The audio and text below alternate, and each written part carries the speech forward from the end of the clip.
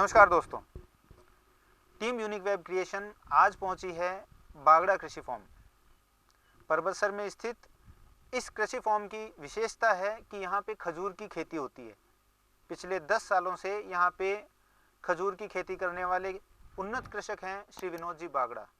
तो आज हम उनसे मिलेंगे और उनसे जानेंगे कि किस प्रकार से उनके पास में ये विचार आया खजूर की खेती करने का, क्या क्या उनको कठिनाइयों का सामना करना पड़ा, क्या इसकी विशेष चीज़ें हैं, क्या इसकी यूनिकनेस हैं, सबके बारे में एक विस्तृत चर्चा भी करेंगे और आपको उनके इस कृषि फार्म का एक जीवंत भ्रमण भी हम करवाएंगे। तो चलिए चलते हैं। जैसा कि आप देख पा रहे होंगे, ये जो कृषि फार्म है इसके चारों तरफ आपको खूब सारे खजूर के पेड़ दिखाई दे रहे होंगे। बहुत ही सुंदर उपवन की तरह इस फार्म को इन्होंने डेवलप किया है। बहुत ही इनकी मेहनत लगी होगी। बिना पैशन के इस तरह के काम नहीं होते हैं। आपके पास में इस तरह के काम करने के लिए जुनून होना चाहिए, क्षमताएं होनी चाहिए, धैर्य होना चाहिए, और तब जाके आप वो परिणाम प्राप्त कर सकते हैं जिस ध्येय के साथ आपने इसे प्रारंभ किया होगा। तो ये जो आप शुरुआत में देख पा रहे हैं, ये हैं खजूर के छोटे पेड़, और जो इसके कांटे होते हैं ये बहुत ही नुकीले होते हैं और इनसे बहुत सावधानी से यहाँ पे काम करना पड़ता है। अगर ये चुभ जाएं तो कहा जाता है कि ये जहरीले होते हैं। तो ये एक बहुत ही सावधानी खजूर की खेती के साथ में आपको रखनी होती है। दूसरी चीज़ जो हमें बताई गई थी कि संयुक्त अरब अमीरात से इंपोर्ट की हुई क्वालिटी का यहाँ पे उत्पादन होता है, और सामान्य जानकारी के हिसाब से वहाँ पे पानी की कमी है, तो शायद इस पौधे को भी उतनी पानी की ज़रूरत नहीं पड़ती होगी, ऐसी लोग सोच लेते हैं। पर आपको जान के आश्चर्य होगा, पानी की व्यवस्था आप देख पा रहे हैं, आपको जान के आश्चर्य होगा कि इस पौधे को बहुत पानी चाहिए होता है। पर डे 150 से 200 लीटर पानी एक पेड़ को चाहिए होता है इसके सीजन में। फिर एक बहुत ही अनूठी जानकारी जो हमें प्राप्त हुई, ये जो 3 पेड़ आप देख पा रहे हैं, ये तीनों पेड़ नर पेड़ हैं, और जब कीट बैठते हैं, जब इनका पुष्पन होता है, तो कीट सिर्फ इन्हीं पेड़ों पर बैठते हैं परागण के लिए, और वो मादा पुष्प जो पेड़ हैं उनके ऊपर जाते ही नहीं हैं। तो प्राकृतिक रूप से इनका परागण काफ़ी जटिल प्रक्रिया हो जाती है। हवा के साथ में उड़ करके जो परागण जाते हैं और उससे जो पुष्पन होता है वो बहुत ही सीमित होता है। तो इसमें कृत्रिम तरीके से ये परागण की प्रक्रिया करवानी होती है। तो ये भी इस खेती के साथ में जुड़ा हुआ एक तकनीकी पक्ष जो हमें बताया गया था। तो आज हम आपको दिखाते हैं। यहाँ पे तकरीबन 240 पेड़ हैं जिनके द्वारा खजूर का 2 वैरायटीज़ का उत्पादन यहाँ पे किया जाता है। जो आप देख रहे हैं ये 10 सालों की मेहनत है, 10 सालों के अथक परिश्रम का, जानकारी का और रिसर्च का परिणाम ये आपके सामने है। यदि आप सक्षम हैं, खेती करना चाहते हैं खजूर की, तो विनोद जी बागड़ा से संपर्क कर सकते हैं और इनसे पूरी जानकारी आप प्राप्त कर सकते हैं। पर जितना हमें समझ में आया, आसान बिल्कुल नहीं है। पर यह है कि जब एक बार आप इसे स्थापित कर चुके हों तो ये 60 से 70 वर्ष तक आपको एज ए प्रोडक्शन यहाँ पे फल आपको मिलते रहते हैं। और जैसे जैसे आप देखेंगे कि ये जो पेड़ हैं, ये जब छोटे होते हैं तो इनके फ्रूट्स बहुत नीचे लगते हैं और उस वक्त उनको लकड़ी लगा करके ज़मीन से दूर रखना पड़ता है। पर ये जो हिस्से आपको नीचे दिख पा रहे होंगे, ये जैसे अब यहाँ पे दोबारा पौधे नहीं, पेड़, ये फ्रूट्स नहीं लगेंगे, ये ख़त्म होते चले जाते हैं और ये हिस्सा ऊपर बढ़ता चला जाता है। तो वो जो कहावत हमने सुनी है कि बड़ा भया तो क्या भया, जैसे पेड़ खजूर, पंछी को छाया नहीं, फल लागे अति दूर। ये अति दूर एक दिन हो ही जाएंगे, लेकिन उसमें समय लगेगा।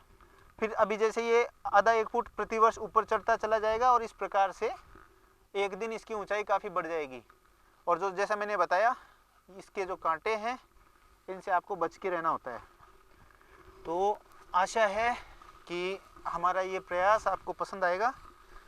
इस प्रकार के और भी जानकारी वाले ज्ञानवर्धक वीडियो हम आप तक लाने का प्रयास करते रहेंगे। आप हमें थोड़ा सा अपना समर्थन दें, हमारे चैनल को सब्सक्राइब करें। नमस्कार दोस्तों, यूनिक वेब क्रिएशन आज आए हैं बागड़ा कृषि फॉर्म श्री विनोद जी बागड़ा के यहाँ, जो एक मल्टी डायमेंशनल पर्सनालिटी हैं। इन्होंने ये एडवोकेट तो हैं, उन्नत किसान हैं, स्नैक कैचर हैं और गाय और घोड़े की ऐसी प्रजातियां रखते हैं जो आसपास के एरिया में कहीं नहीं मिलती है। तो इनके बारे में बहुत सारी चीज़ें हैं आज। लेकिन हम जिस मुद्दे पे इनसे, जिस विषय पे इनसे बात करने के लिए आए हैं वो है खजूर की खेती। आपने शायद सुना नहीं होगा, लेकिन पर्वतसर में इनका जो कृषि फॉर्म है उसमें 240 से ऊपर जो हैं वो खजूर के पेड़ हैं और काफ़ी इनको लंबा समय ये काम करते हुए हो गया। किस तरह की बाधाएं इनको सामने आई, कहाँ से इनको इसकी प्रेरणा मिली और अगर कोई इस काम को करना चाहे तो उसे किन किन चीज़ों की सावधानियां रखनी चाहिए, इस सब के बारे में एक विस्तृत बातचीत हम सर से करेंगे। सर नमस्कार। नमस्ते, आपका स्वागत है बागड़ा खजूर फार्म पे, आप पधारे। धन्यवाद सर, आपने समय दिया इसके लिए आपका भी धन्यवाद। सर शुरुआत करते हैं सबसे पहले कि ये खजूर जो शब्द है ये लोगों ने दोहों में ही सुना है, बचपन में पढ़ते आए हैं, तो उस दोहे से ही हम तो रिलेट करते हैं, अदरवाइज खजूर के बारे में ज़्यादा जानकारी होती नहीं है आम जनता को। सर ये आपको कहाँ से विचार आया कि हमें खजूर की खेती करनी चाहिए? मैं बचपन से ही प्रकृति प्रेमी हूँ, पेड़ पौधों से लगाव था, तो खजूर का पेड़ मेरे को सुंदर लगता था दिखने में। तो बचपन में मैंने सोचा था कि भाई ये कभी अपन भी लगाएंगे 1-2 पेड़, तो मेरे को देखने में अच्छा लगता। फिर बाद में करीब आज से 10-12 साल पहले पत्रिका, राजस्थान पत्रिका में एक न्यूज़ पढ़ी सबसे मेन पृष्ठ पे, जिसमें दे रखा था भाई खजूर की खेती भारत में भी की जा सकती है और इसका अनुसंधान केंद्र है बीकानेर में। तो वो मैंने जब पढ़ा उसको, तो मेरी जो पुरानी बचपन की जो थी कि भाई खजूर के पेड़ लगाने चाहिए और मेरे पास खेती की ज़मीन थी, तो उससे मेरे को प्रेरणा मिली, जिससे मैंने फिर बीकानेर खजूर अनुसंधान केंद्र में जाके इसके बारे में जानकारी ली थी। और उसके बाद में 2011 में सरकार की एक स्कीम आई, इसमें अनुदान पे किसानों को पौधे उपलब्ध कराए जा रहे थे। तो 2011 में मैंने ये स्थापित किए यहाँ पर 156 पेड़। अच्छा। जो सारे के सारे पेड़ यूएई से इंपोर्ट किए हुए थे। अच्छा। और 90% अनुदान उस समय सरकार के द्वारा हमें मिला था। अच्छा सर, जो आप यूएई से इंपोर्ट करे हुए पेड़ लेके आए, तो क्या वहाँ की जलवायु में और यहाँ की जलवायु में फ़र्क नहीं पड़ा उसका कि भाई ये किस तरह से यहाँ पे ग्रोथ कर पाएंगे? नहीं, उसमें एक ऐसा है, जैसे यहाँ जो कृषि वैज्ञानिक थे उन लोगों ने इसकी खजूर की जो अलग अलग वेराइटीज होती है उनमें 4 जो वेराइटी है उनके बारे में ये पाया गया था कि वो भारत की जलवायु में भी स्थापित की जा सकती है। अच्छा। उनमें बरही, खुनेजी, मेडजुल और खलास, ये 4 वेराइटी है। उनको राज्य सरकार ने कृषि वैज्ञानिकों के माध्यम से निश्चित किया कि ये अपने राजस्थान में यहाँ जलवायु के अनुरूप लगाई जा सकती है। तो उन्हीं में से मैंने 2 वेराइटी लगाई है, एक खुनेजी है, एक बरही किस्म है। अच्छा। जिनको ताज़ा खजूर के रूप में खाने के लिए काम में ले सकते हैं। तो जब आपने इसका कार्य प्रारंभ किया पहले तो आपको किस किस प्रकार की चुनौतियों का सामना करना पड़ा? चुनौतियाँ, क्योंकि ये नई किस्म है, यहाँ पर फ्रेश खजूरों का मार्केट में किसी को जानकारी नहीं है। गुजरात में खेती जरूर होती है लेकिन उसके फल तो यहाँ पहुँचते नहीं है। तो सबसे बड़ी समस्या तो जैसे पेड़ लगाने के बाद में तो ये इसकी बीमारियाँ बहुत कम होती है, रफ्ता पेड़ है ये। तो एक तो जानकारी समस्या आई कि बाद में मालूम इसका जानकारी हुई कि ये इसको पानी बहुत ज़्यादा चाहिए। अच्छा। लोगों को लगता है कि डेजर्ट का पेड़ उसको पानी नहीं चाहिए। हाँ। लेकिन इसको फूल लगने से लेकर फल, इनका जब डेवलपमेंट होता है उस समय इनको बहुत अधिक मात्रा में पानी की आवश्यकता रहती है। तो पानी की भी 180 लीटर से लेकर 200 लीटर प्रतिदिन। अच्छा। मार्च से लेकर जून तक जब बारिश होती है तब तक इसको प्रतिदिन इनको आवश्यकता रहती है। उसी से अपन अच्छा उत्पादन और बढ़िया क्वालिटी के फल प्राप्त कर सकते हैं। तो ये एक चुनौती थी, लेकिन इस भगवान की कृपा से हमारे पास में पानी की उपलब्धता है, तो मैं दूसरी किसी तरह खेती नहीं करता हूँ आजकल। केवल बारिश के दिनों में होती है परंपरागत, वो तो होती है। उसके अलावा खजूर की खेती करते हैं, उसी में मैं पानी का उपयोग करता हूँ। ड्रिप सिस्टम के माध्यम से उपयोग करते हैं तो और ज़्यादा कारगर रहता है। और इसके कोई तकनीकी पक्ष जिसके बारे में आप बताना चाहेंगे? हाँ, तकनीकी पक्ष इसका है कि एक तो इसमें नर और मादा पेड़ पुष्पक्रम होते हैं, वो अलग अलग पेड़ों पे आते हैं। तो ये, और इसके अंदर जो पोलिनेशन जो होता है, परागण जिनके माध्यम से फलों का निर्माण होता है, फ्रूट सेट होते हैं, वो पोलिनेशन के बिना होते नहीं है। तो इसमें क्या होता है कि जो कीट के माध्यम से जो परागण होता है वो इसमें हो नहीं पाता है, क्योंकि इसमें केवल मात्र जो कीट है वो नर पेड़ पे आते हैं, जो मादा पुष्पक्रम है उन पे कीट जाते ही नहीं है। तो इसलिए प्राकृतिक रूप से परागण होना बड़ा मुश्किल है। हवा के माध्यम से थोड़ा बहुत कहीं पर होता है, लेकिन उससे फलों की गुणवत्ता और मात्रा बहुत ही कम रहती है, जो हमारे लिए नुकसानदायक रहती है। तो इसके लिए परागण है वो हमें आर्टिफिशियल अपने हाथों से करवाना पड़ता है, बाई हैंड। तो उसकी एक जटिल प्रक्रिया है, उससे करना पड़ता है हर प्रतिवर्ष, उससे अच्छा फल उत्पादन और फ्रूट्स प्राप्त होते हैं अपने को।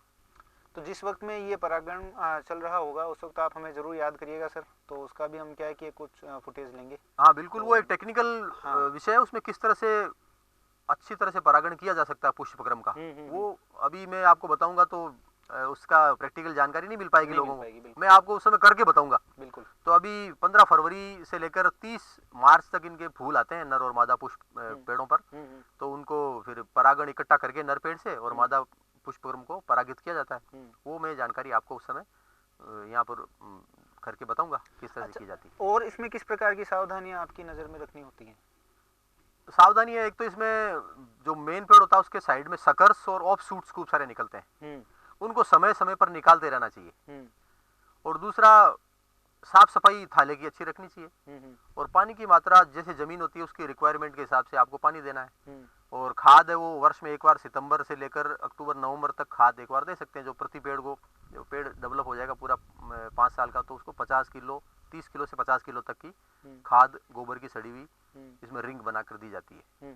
और ज़्यादा बीमारियां कोई होती नहीं है, फंगस की बीमारियां होती है तो उसके लिए कार्बेंडाजिम है या कॉपर ऑक्सीक्लोराइड है, इनका समय समय पर स्प्रे कर सकते हैं अपन। और चाहे तो जैविक कीट फंगस रोधी है वो भी अपन छाछ और तांबे से बनाकर इन पे स्प्रे किया जा सकता है। अच्छा, जब ये इनके ऊपर में फल लगते हैं तो एक पेड़ से लगभग कितना उत्पादन हो जाता है? इसमें फल जो लगते हैं वो बंच के रूप में लगते हैं, गुच्छों में। तो एक पुष्पक्रम एक गुच्छे का निर्माण करता है। तो जैसे एक गुच्छे के अंदर 8 किलो से लेकर 20 किलो तक फल लग सकते हैं। और एक पेड़ पे इन गुच्छों की संख्या जो बड़े ही किस्म है उसमें 25 तक हो सकती है अधिकतम। तो जब पूरा परिपक्व पेड़ हो जाएगा, उसकी उम्र 15 वर्ष होगी, तो एक पेड़ 250 किलो तक उत्पादन दे सकता है। अकेला पेड़ 250 किलो उत्पादन दे सकता है। अच्छा, तो सर जैसे ये यहाँ का जो है माहौल है, कोई ऐसी जो आपको दिक्कतें आई हो जिसके बारे में आपको पहले पता नहीं था और यहाँ के वातावरण एनवायरनमेंट की वजह से आपको अलग से उनका कोई सॉल्यूशन निकालना पड़ा हो? हाँ, सबसे बड़ी समस्या आती है अपने बारिश। अभी जहाँ पर ये अरब देश का पेड़ है वहाँ पर बारिश होती नहीं है, वहाँ जनवरी में बारिश होती है बहुत कम मात्रा में। तो इसके जब फल पक रहे होते हैं उस समय नमी और बारिश की मात्रा कम रहनी चाहिए, तब उनका अच्छा रहता है। अच्छा, यहाँ का इस फल का मार्केट यहाँ का किस प्रकार का है? मार्केट के संबंध में तो काफी संघर्ष करना पड़ा मेरे को भी, क्योंकि बाजार में देंगे तो लोग तो जानते ही नहीं खजूर क्या होते हैं। फ्रेश खजूर कभी खाए नहीं, पिंड खजूर के रूप में जरूर चलते हैं। बिल्कुल। तो फ्रेश खजूर की जानकारी नहीं होने के कारण मेरे जब उत्पादन शुरू हुआ उसके शुरू के 3 वर्षों में मैंने प्रचार प्रसार करके खुद के परिचित लोग हैं उनको खजूर का पेड़ वो फल उपलब्ध कराए, निःशुल्क दिए पहले तो उनको टेस्ट कराया, कम से कम जानकारी तो क्या होता है। और उनके बारे में जानकारी भी दी, क्योंकि ये बहुत पौष्टिक फल है, इसमें पोषक गुण बहुत होते हैं, शरीर के लिए अच्छा रहता है। तो धीरे धीरे इससे परिचित होने के बाद में अभी आज परबतसर और आसपास के क्षेत्र में काफी लोग खजूरों को जानने लगे और परमानेंट ग्राहक भी बने। तो 150 ग्राहक तो ऐसे है मेरे पास में जो प्रति वर्ष मेरे से प्रत्येक व्यक्ति 10 किलो से लेकर 60 किलो तक फल मेरे से प्राप्त करते हैं, हमें हर साल लेते हैं मेरे से वो। क्या बात है साहब। अच्छा, जो इसके बारे में कहावत है कि भाई बड़ा भैया तो क्या भैया जैसे पेड़ खजूर, पंछी को छाया नहीं फल लागे अति दूर, तो सर ये अति दूर वाली गणित तो नहीं दिख रही है? नहीं, वो मैंने भी ये सुना था पहले, लेकिन ऐसा नहीं है। ये जो टिश्यू कल्चर के पेड़ हैं, ये बीज के पेड़ नहीं है, टिश्यू कल्चर का पेड़ तीसरे साल के अंदर उत्पादन दे देता है। तो जब पहली बार इसके उत्पादन लगता है तब इसकी हाइट जो मात्र ये पेड़ के जहाँ से पत्ते निकलते हैं उससे नीचे का जो पार्ट होता है स्टेम, उसकी हाइट केवल मात्र 2-2.5 फीट ही रहती है। तो जब पहली बार फल लगते हैं उन फलों को लकड़ी से ऊपर बांधना पड़ता है, नहीं तो वो जमीन की टच हो जाए। तो दूर वाला बात तो नहीं है, वो तो बहुत अति नजदीक है। अति नजदीक है। तो क्या ये समय के साथ साथ फिर हाइट पकड़ता है? समय के साथ प्रति वर्ष एक पेड़ में आधा फीट की ग्रोथ होती है इसमें, और इसकी उम्र बहुत लंबी है। तो व्यावसायिक उत्पादन करीब 70 वर्ष तक रहता है, 5 साल से प्रारंभ होता है। तो ये बीच का समय अवधि लगातार अपने को अधिकतम फल उत्पादन जैसे जैसे बड़ा होता है वैसे देता रहता है।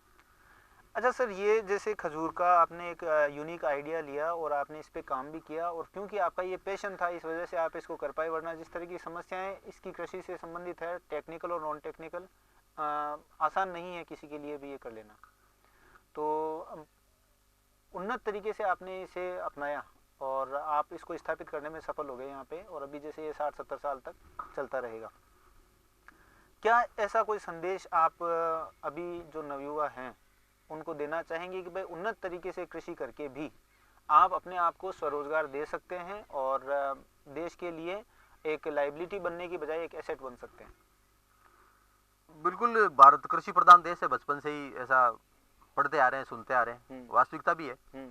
लेकिन धीरे धीरे क्या है कि इसके प्रति हीन दृष्टिकोण पैदा हो रहा है लोगों में। उसका कारण क्या है कि इससे अगर ये केवल मात्र खेती का काम कोई करे तो वो अपनी जीविका चला पाना उसके लिए मुश्किल है। तो परंपरागत खेतियां जो करेंगे अपन, तो न तो अपने पास पानी इतना उपलब्ध है और न ही उनसे इतनी खेती अपन कर पाते हैं, और मजदूरों की समस्या रहती है। तो इस कारण से भी युवा दूर हो रहा है। तो युवाओं को चारों तरफ अपना माहौल, आजकल तो सोशल मीडिया के माध्यम से हमें खूब जानकारी मिलती है, उससे हमें सोचना चाहिए भाई किस तरह की खेती अपन कर सकते हैं। तो उनमें कई तरह के पेड़ हैं जो अपने क्लाइमेट के अंदर लगते हैं और उनकी बाजार में मांग भी रहती है, तो उनको बेचकर अपन अच्छा फायदा उठा सकते हैं और उससे अपनी आजीविका भी चला सकते हैं। तो अब मैंने तो खजूर की खेती की है, लेकिन इसमें मेहनत बहुत ज़्यादा है और मेरे को शौक था खेती के, इसलिए मेरे को तो मेहनत करने में आनंद आता है। तो मजदूर तो कम ही रहते हैं, मैं खुद ही सुबह शाम मेरे पास जो समय होता है उसका पूरा उपयोग करके इसमें अपना समय लगाता हूँ और मुझे सफलता भी मिली है। तो इसके अलावा अपने डेजर्ट में होने वाले जो नए पेड़ हैं भी, एक तो ड्रैगन फ्रूट है, एक गोल्डन सुपर गोल्डन सीताफल के नाम से एक फल आता है, उसका भी अपन उत्पादन कर सकते हैं और उसकी भी अच्छी मांग है, तो उसकी खेती कर सकते हैं और करना चाहिए, वो थोड़ा सरल है। अच्छा, तो अगर मान लो कोई आपसे अगर कोई सलाह लेना चाहे इस प्रकार के काम के लिए, तो वो आपसे कब संपर्क कर सकते हैं? नहीं, मैं तो यही परवसर में रहता हूँ, तो यहाँ कभी भी मेरे पास में आ सकते हैं। दिन में तो मैं कोर्ट में रहता हूँ, उस समय तो मैं समय नहीं दे पाऊंगा, लेकिन सुबह शाम मैं यहाँ फार्म पे रहता हूँ, हमारे यहाँ खजूर फार्म है, यहाँ नियमित रूप से आता हूँ मैं। तो यहाँ आके यहाँ मैं तो बता दूंगा, सारी जानकारी दूंगा, जो भी मेरे को पता होगा बताएंगे, सहयोग करेंगे। बिल्कुल बिल्कुल सर। तो सर बहुत बहुत धन्यवाद समय देने के लिए और इतनी बढ़िया जानकारी देने के लिए, और इस तरह के जज्बे से आप काम कर रहे हैं, तो एज ए परवसर के नागरिक हमको आपके ऊपर गर्व है। धन्यवाद। धन्यवाद। तो साथियों, आशा है ये बातचीत आपको उपयोगी लगी होगी। आप कहीं ना कहीं एक जो कृषि प्रधान भारत है उस जज्बे के साथ खुद को जोड़ के देख पा रहे होंगे। इसी प्रकार की और डॉक्यूमेंट्रीज और इंटरव्यू के लिए आप हमें कमेंट बॉक्स में लिख करके बता सकते हैं। हम प्रयास करेंगे इस प्रकार की नई नई जानकारियाँ आप तक लेके आते रहें। धन्यवाद।